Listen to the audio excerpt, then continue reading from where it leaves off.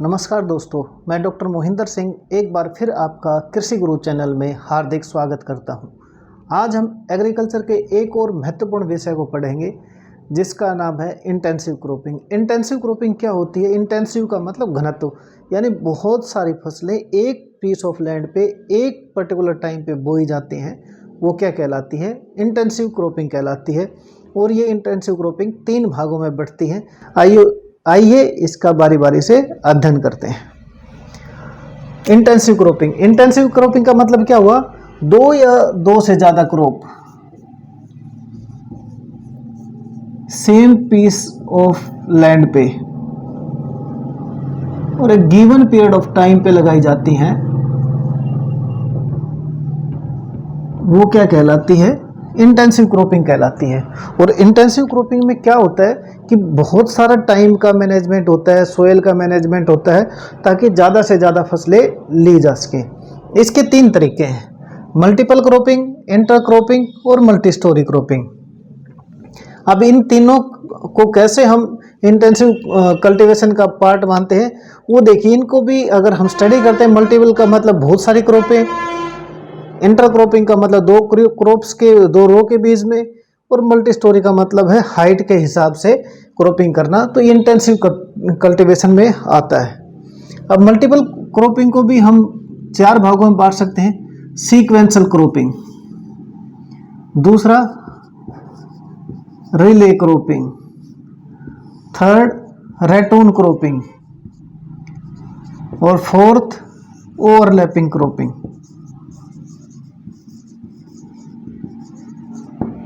अब इनमें क्या फ़र्क होता है? सीक्वेंस का मतलब हम क्लास में बैठते हैं तो सीक्वेंस है, रोल नंबर 1 2 3 4 5 ऐसे, तो एक पर्टिकुलर कोई क्रम होता है, वो क्या कहलाती है? सीक्वेंशियल क्रॉपिंग कहलाती है।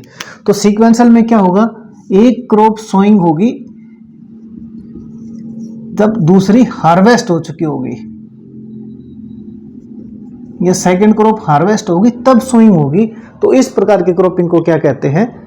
सीक्वेंशियल क्रॉपिंग कहते हैं। जैसे राइस को कट करने के बाद व्हीट की सोइंग होती है, तो ये क्या होती है? सीक्वेंशियल क्रॉपिंग होती है। फिर है रिले का मतलब एक रिले रेस में देखते हैं एक धावक भागता है तो दूसरा उसके हाथ में वो छड़ी देता है, यानी वो क्रम टूटता नहीं है बीच में।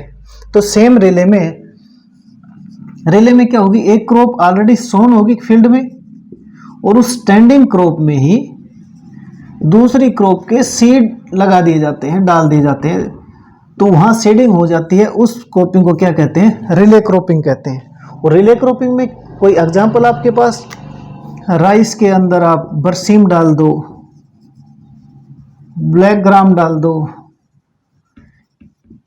तो ये ग्रीन ग्राम, बरसीम और ब्लैक ग्राम क्या होंगे? ये रिले क्रॉप्स होंगी, क्योंकि पहली क्रॉप को हमने राइस को काटा ही नहीं, उसके अंदर डाल दिया जो रेजिडुअल मॉइस्चर था। ये राइस की क्रॉप है और इसके अंदर हम सीड का डिस्ट्रीब्यूशन कर देते हैं, तो जैसे ही ये हार्वेस्ट होगी ये जर्मिनेट कर जाएंगे। तो हमने कोई प्रिपरेटरी टिलेज नहीं की, कोई सेकेंडरी नहीं की, कोई लेआउट ऑफ सीड बेड नहीं किया, तो हमने खड़ी सोयल को ही अगली फसल के उत्पादन में लगा दिया। इस प्रकार का क्रॉपिंग सिस्टम क्या कहलाता है? रिले क्रॉपिंग सिस्टम कहलाता है। उसके बाद आती है रेटून क्रॉपिंग। रेटून का मतलब जो पहले ऑलरेडी आपके खेत में कोई फसल है उसको हटाया ही नहीं हमने, उसका वेजिटेटिव पार्ट रिमूव किया, जैसे हम करते हैं शुगर केन में या सोरगम में। शुगर केन को हार्वेस्ट कर लिया हमने, जब उसके पूरे केन साइज होगी हमने यहाँ से कट कर दिया, और इसके अंदर से दोबारा से शुगर केन ग्रो करता है, वो क्रॉप क्या कहलाती है? रेटून क्रॉप्स कहलाती है। और ओवरलैपिंग क्रॉप्स क्या कहलाती हैं? जब एक क्रॉप आपके फील्ड में, ये मोस्टली कहाँ होती है? फोडर क्रॉप्स में। आपने सोरगम लगा रखी है पूरे खेत में पशुओं के लिए, इतना पोर्शन आपने कट कर दिया, इसकी प्लोइंग की, इसमें बरसीम लगा दी, अगला पोर्शन काट दिया, इसमें आपने मेज लगा दी, ये बाद में काट दिया, इसमें आपने कभी ओट लगा दिया, दोबारा मस्ट इसकी सोरगम की सोइंग कर दी। तो ऐसा क्रॉपिंग सिस्टम जिसमें पूरा फील्ड एक साथ उसकी हार्वेस्ट नहीं होती, धीरे धीरे हार्वेस्टिंग होती रहती है, फसल रिमूव होती रहती है और उसकी जगह उसी फील्ड में नई फसल बोते रहते हैं। तो इस प्रकार की फसल क्या कहलाती है? ओवरलैपिंग क्रॉपिंग कहलाती है। अब इसके अंदर 2-3 क्वेश्चन बनते हैं मोटे मोटे। एक तो कोई आए कि number of crops per unit area जिसमें लगाते हैं उसे क्या कहते हैं, तो वो क्या कहलाएगी? इंटेंसिव क्रॉपिंग कहलाएगी। इंटेंसिव क्रॉपिंग में क्वेश्चन आ जाता है कि सोरगम को हमने कट कर दिया फॉर रीग्रोथ, तो वो क्या कहलाएगी? वो रेटून क्रॉप कहलाएगी, क्योंकि हमने दूसरा सीड सो नहीं किया। दूसरा क्या आएगा? अगर हार्वेस्टिंग से पहले अगर हम सीड फील्ड में डाल देते हैं तो वो कौन सा क्रॉपिंग सिस्टम कहलाएगा? तो वो क्या कहलाएगा? रिले क्रॉपिंग कहलाएगा। और हमने अगर कहीं आता है कि after harvesting we can done the preparatory tillage, then this type of cropping system या crop pattern is known as sequential cropping system, क्योंकि हमने फसल को उगाया, काटा, प्रिपरेटरी टिलेज की, देन नया सीड सो किया। इसका मतलब हमने 2 फसलों के बीच में गैप रखा, सीक्वेंस रखी, जैसे 1, 2, 3 वाली सीक्वेंस। इस प्रकार की खेती को हम क्या कहते हैं?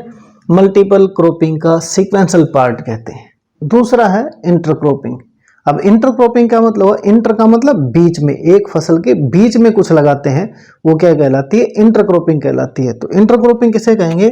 ग्रोइंग ऑफ 2 और more crops simultaneously on the same piece of land on the same time, तो वो क्या कहलाती है? इंटरक्रॉपिंग कहलाती है। अब इंटरक्रॉपिंग में क्या होगा कि 2 तरह से एडजस्टमेंट होगा, स्पेटियल और टेम्परल। अब इसका मतलब होता है स्पेस में यानी जमीन का, और इसका मतलब होता है टाइम का। तो इंटरक्रॉप में उसी सेम लैंड को सेम टाइम पे यूज करते हैं 2 या 2 से ज़्यादा क्रॉप को उगाने के लिए। तो इस प्रक्रिया को क्या कहते हैं? इंटरक्रॉपिंग कहलाती है। और इंटरक्रॉप में दूसरी क्रॉप लगाएंगे और पहली क्रॉप में क्या अंतर होता है? जो पहली क्रॉप होती है बेस क्रॉप, उसका सीड रेट सेम रखते हैं, उसके साथ एडजस्टमेंट नहीं करते कि सीड कम कर दिया जाए। और बीच में जो इंटरक्रॉप लगाते हैं वो उन 2 रोज के बीच में, 2 लाइनों के बीच में जो स्पेस होता है वहां लगती है इंटरक्रॉप। तो क्वेश्चन आ जाए कि इंटरक्रॉप में सीड रेट क्या रहता है? बेस क्रॉप का सेम रहता है, कम नहीं करते, केवल स्पेस यूटिलाइज करते हैं। जैसे ही हमने इसमें दिखा, स्पेस और टाइम यूटिलाइज करते हैं इंटरक्रॉपिंग में। तो स्पेस यूज किया हमने 2 रो का, और टाइम यूज किया क्रॉप से क्रॉप की साइकिल का। अब इन 2 फसलों में इसका मतलब तो कंपटीशन भी होगा। हाँ, कंपटीशन होगा दोनों क्रॉप्स में, क्योंकि इसी लैंड पे जहां 2 रोज होनी चाहिए थी वहां तीसरी या चौथी रो हमने और लगा दी, क्योंकि हमने इसमें इंटरक्रॉप कर दी। तो number of plants per unit area बढ़े तो उनको न्यूट्रिएंट्स की जरूरत पड़ेगी। अब उस रिक्वायरमेंट को, उस वाटर के रिक्वायरमेंट को कम करने के लिए क्या ध्यान रखते हैं? पहला कि लेंथ ऑफ ग्रोइंग पीरियड कोशिश करते हैं कि बेस क्रॉप का और इंटर क्रॉप का सेम ना हो, यानी कि शॉर्ट ड्यूरेशन हो इंटर क्रॉप। सेकंड, जो बेस क्रॉप होती है उसकी हाइट को बढ़ा रखते हैं, इंटर क्रॉप की को कम रखते हैं। इसको हम कवर क्रॉप भी कह सकते हैं। तो कवर क्रॉप क्यों रखते हैं? क्योंकि कवर क्रॉप रखने से इवोपोरेशन जो जमीन से होता है वो कम हो जाता है, केवल ट्रांसपिरेशन लोड बढ़ता है, और वाटर का इवोपोरेशन लॉस बहुत ज़्यादा होता है जमीन से सनलाइट के कारण स्टार्ट का करते हैं क्रॉप का सीजन का तब। क्योंकि जर्मिनेशन होने के बाद इमरजेंस सीडलिंग आना, पत्ते बढ़ना, उसमें बहुत टाइम लगता है। तो पूरा जमीन जो है वो खाली रहता है, इवोपोरेशन बढ़ती रहती है।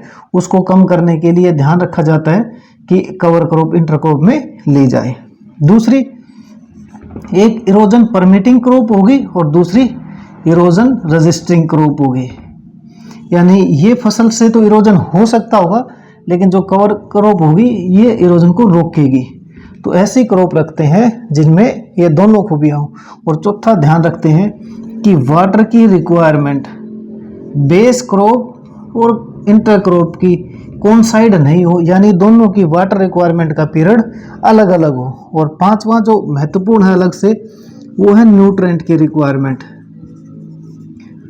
ये ध्यान रखा जाता है कि बेस क्रॉप की और इंटर क्रॉप की वाटर की साथ साथ न्यूट्रेंट की रिक्वायरमेंट का टाइम अलग अलग हो, अगर एक ही टाइम पे न्यूट्रेंट्स की रिक्वायरमेंट बेस को पड़ती है, इंटरक्रॉप को पड़ती है, तो बहुत ज़्यादा प्लांट टू प्लांट कंपटीशन होगा, जिसके कारण हमारा पर्पस तो था इंटरक्रॉपिंग का कि स्पेशल और टेम्परल सेगमेंट में यील्ड को बढ़ाएं, सस्टेनेबिलिटी को बढ़ाएं, लेंथ ऑफ ग्रोइंग पीरियड का पूरा यूज करें। लेकिन हो गया उल्टा, क्योंकि जब पानी की और न्यूट्रेंट की डिमांड एक हुई एक ही टाइम पे, तो जो हमारी यील्ड है वो नीचे चली जाएगी, क्योंकि प्लांट इसी लड़ाई झगड़े में रह जाएंगे, क्योंकि उनको जिंदा रहना है तो उनको न्यूट्रेंट की जरूरत भी पड़ेगी और वाटर की जरूरत भी पड़ेगी, और वो दोनों चीज़ों की जरूरत एक ही टाइम पे पड़ेगी, तो ऑब्वियस है कंपटीशन होगा। तो जब भी इसके प्रिंसिपल्स की हम चर्चा करेंगे तो इनको आप प्रिंसिपल भी कह सकते हो। लेंथ ऑफ ग्रोइंग पीरियड, उनका हाइट, उनका जो बेस है वो कैसा होगा, इरोजन परमिटिंग होगी, रेजिस्टेंट होगी, वाटर की रिक्वायरमेंट और न्यूट्रेंट रिक्वायरमेंट, ये इंटरक्रॉपिंग के प्रिंसिपल भी कहलाते हैं। अब बात आती है टाइप्स की कि इंटरक्रॉपिंग के टाइप क्या है। तो ये 3 टाइप की होती है इंटरक्रॉपिंग। पहला पैरेलल, दूसरा कंपेनियन और थर्ड है सिनर्जिक। अब पैरेलल कौन सी होगी, यानी 2 विधाएं जो एक साथ चलती है, समानांतर चलती हैं। समानांतर कब चलेंगी, जब दोनों की ग्रोथ हैबिट सेम होंगी और जीरो कंपटीशन रहेगा, तो वो मल्टीपल क्रॉपिंग का भाग इंटरक्रॉपिंग में पैरेलल क्रॉपिंग कहलाएगा। यानी दोनों को समान अधिकार है, समान एसेस्ट है, समान ही वाटर की और न्यूट्रेंट की रिक्वायरमेंट पूरा हो जाती है, उनका आपस में कोई कंपटीशन नहीं है दोनों की, क्योंकि दोनों की ग्रोथ हैबिट ही अलग है, तो दोनों फुल पोटेंशियल देंगे। सिनेरियो कहाँ देखने को मिलता है, पैरेलल क्रॉपिंग में। अब इसका एग्जांपल क्या हो सकता है, जैसे ब्लैक ग्राम को मेज के साथ लगा देते हैं, तो ब्लैक ग्राम क्या करेगी, पैरेलल क्रॉपिंग में आएगी, क्योंकि ब्लैक ग्राम 60-65 दिन की है, ये 90, 120, 130 दिन मिनिमम होती है, तो दोनों का टाइम ही अलग है, ग्रोइंग हैबिट अलग है। ये डीप रूटेड चली जाती है, सेलो रूटेड चली जाती है, ये ड्राई एरिया में अच्छी तरह काम कर सकती है, इसको मॉइस्चर मिल जाए तो और अच्छे ग्रो करती है, तो दोनों आपस में कोई कंपटीशन ही नहीं है। तो जहाँ जीरो कंपटीशन हो, ग्रोइंग हैबिट अलग हो, तो दोनों फुल पोटेंशियल देंगी। इस प्रकार का क्रॉपिंग सिस्टम क्या कहलाता है, पैरेलल कहलाता है, या इस प्रकार की इंटरक्रॉपिंग क्या कहलाती है, पैरेलल इंटरक्रॉपिंग कहलाती है। मेज की रोज में हम ब्लैक ग्राम लगा देते हैं, ये इसका एग्जाम्पल है। या कहीं कहीं देखा होगा आपने, कॉटन क्रॉप होती है ना, ये कॉटन की रोज है, इसके बीच में सोयाबीन लगा देते हैं, ये भी पैरेलल इंटरक्रॉपिंग का है। 2 रो बीच में निकाल देते हैं, कहीं स्पेस ज़्यादा हो तो 1 रो निकाल देते हैं सोयाबीन की। तो इस प्रकार का जो क्रॉपिंग सिस्टम होता है वो पैरेलल इंटरक्रॉपिंग कहलाता है। कंपेनियन का मतलब दोस्त, यानी हम सफ़र में जाते हैं तो दूसरा साथ चला जाता है, वो उसकी अलग डेस्टिनेशन होती है, हमारी अलग होती है। यानी कंपेनियंस क्रॉप वो होती है जिसमें एक तो शॉर्ट ड्यूरेशन होती है, एक लॉन्ग ड्यूरेशन होती है।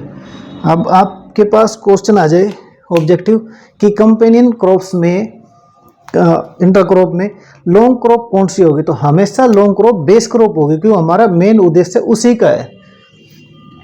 तो लॉन्ग क्रॉप होगी वो बेस क्रॉप होगी, यानी मुख्य फसल होगी जिसका सीड हम कम नहीं करते, जितना सीड रेट है खेत में उतना ही डालते हैं, जबकि उसमें यह शॉर्ट ड्यूरेशन जो वैरायटी है या क्रॉप है इसको इंट्रोड्यूस करते हैं। इसमें क्या होगा कि दोनों में कंपटीशन तो होगा, लेकिन लाइफ साइकिल के किसी पार्ट में होगा, पूरे लाइफ साइकिल में नहीं होता। इस प्रकार का क्रॉपिंग सिस्टम क्या कहलाता है, कंपेनियन टाइप ऑफ इंटरक्रॉपिंग कहलाती है। तो इसमें क्या करते हैं, कॉटन को ब्लैक ग्राम के साथ लगाते हैं, ये इसका एग्जाम्पल है। ये कॉटन क्रॉप है, ये ब्लैक ग्राम लगा दिया हमने इसमें, या ग्रीन ग्राम भी लगा देते हैं।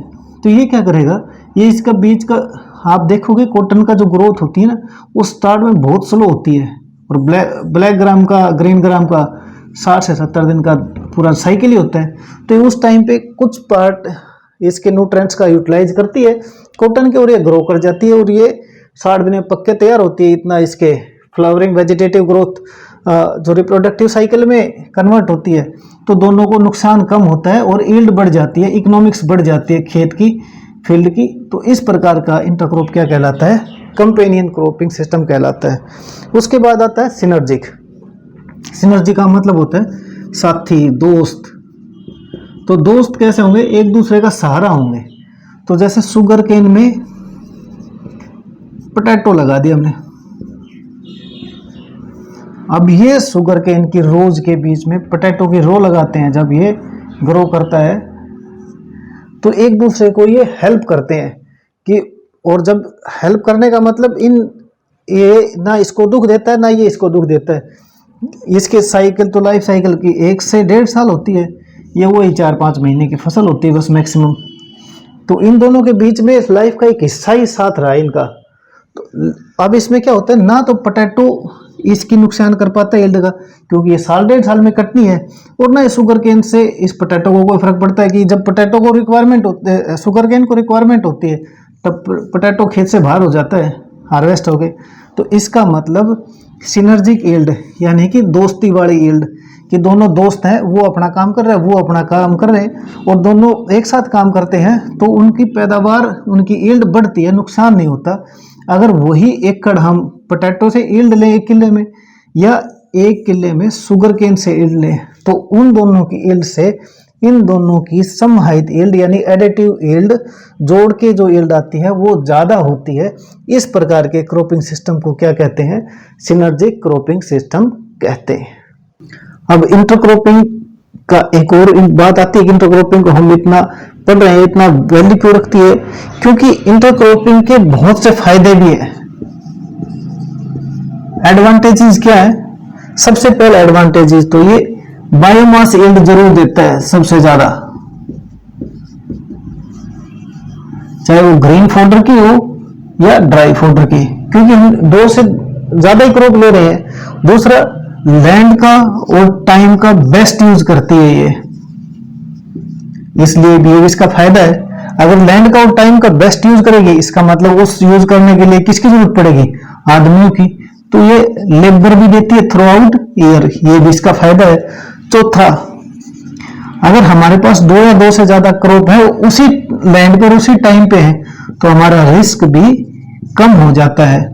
और चौथा, उसी जमीन में जहां से हमें एक फसल लेनी थी वहां हम 1 से ज्यादा ले रहे हैं, तो इसका मतलब वहां से हमारी इनकम भी इंक्रीज होगी। तो ये क्रॉपिंग सिस्टम के, इंटरक्रॉपिंग के बहुत ज्यादा फायदे हैं, क्योंकि इससे लेगुमिनस क्रॉप भी इंटरक्रॉप करते हैं बेस क्रॉप के साथ। तो क्या होती है? सोयल की फर्टिलिटी भी मेंटेन रहती है, सोयल की क्वालिटी भी मेंटेन रहती है, और सस्टेनेबिलिटी होती है सिस्टम की बनी रहती है। तो ये इंटरक्रॉपिंग के फायदे हैं। तो इसमें से इंटरक्रॉपिंग का कोई सा भी ऑब्जेक्टिव क्वेश्चन कुछ भी पूछ ले, मेरे ख्याल में आपको कोई दिक्कत नहीं आने वाली। कहीं कहीं इंटरक्रॉपिंग में 2 टर्म और यूज कर लेते हैं, मिक्स्ड इंटरक्रॉप और रो इंटरक्रॉप। तो अगर कोई ऐसा क्वेश्चन आ जाता है तो इसमें ज़्यादा हेक्टिक होने की जरूरत नहीं कि मिक्स क्रॉपिंग अलग है, ये इंटरक्रॉपिंग का ही भाग है। कि इंटरक्रॉप का मतलब ही हमने पढ़ा था 2 या 2 से ज़्यादा क्रॉप एक लैंड पे एक ही टाइम पे लगाई जाएं, तो वो क्या कहलाती है? इंटरक्रॉप कहलाती हैं। तो इंटरक्रॉप मिक्स्ड भी हो सकती है और रो भी इंटरक्रॉप भी हो सकती है। ये इंटरक्रॉपिंग के टाइप नहीं, किस तरीके से होती है। अगर आज एक क्लासिफिकेशन की किस 4 तरीके से होती है तो आपको कंफ्यूज होने की जरूरत नहीं है, वही 4 हैं हमारे जो हमने अभी थोड़ी देर पहले पढ़े थे। Sequential intercrop, relay intercrop, ratoon intercrop, और लास्ट है ओवरलैपिंग इंटरक्रॉप। लेकिन इंटरक्रॉपिंग वैसे 2 तरीके से भी नाम आ जाता है। मिक्स इंटरक्रॉप वो हुई जिसमें 2 या 2 से ज़्यादा सीड्स को एक साथ मिक्स करके और विदाउट रो अरेंजमेंट के नहीं होता, जिसमें रो का अरेंजमेंट नहीं होता, उगा देते हैं, सोइंग कर देते हैं, वो मिक्स्ड इंटरक्रॉप कहलाती है। रो इंटरक्रॉप क्या होगा? 2 या 2 से ज़्यादा क्रॉप्स रो अरेंजमेंट में ऐसे अरेंजमेंट करके, ये रो का अरेंजमेंट है, इस प्रकार के अरेंजमेंट से लगाते हैं। ये बेस क्रॉप है, ये इंटरक्रॉप है, ये इंटरक्रॉप है, ये इंटरक्रॉप है। इस प्रकार के सिस्टम को क्या कहते हैं? रो इंटरक्रॉपिंग भी कहते हैं। तो इसमें कन्फ्यूज़न नहीं होना कि टाइप्स में क्या आ गया। वो सिंपली आपको ये बताने की कोशिश करते हैं कई बुक्स में कि इंटरक्रॉपिंग के किस किस तरीके से भी बोली जा सकती है, कि रो इंटरक्रॉपिंग भी हो सकती है, मिक्स्ड भी हो सकती है। लेकिन इंटरक्रॉपिंग की क्लासिफिकेशन जब करेंगे तो हमारे पास 4 ही क्लासिफिकेशन होती हैं। आँखों की खामोशियाँ इतना बोलती क्यों है, कोई रमज है जहन में इतना सोचती क्यों है। ये और बात है कि रास्तों की दूरियां हैं, चलने से फासले मिटते हैं, कदम रुके क्यों है। तो दोस्तों इसी के साथ आज का हमारा इंटेंसिव क्रॉपिंग का टॉपिक ख़त्म होता है। अगला टॉपिक हमारा क्रॉप रोटेशन रहेगा। तब तक आप खुश रहिए, स्वस्थ रहिए, मुस्कुराते रहिए। जय हिंद।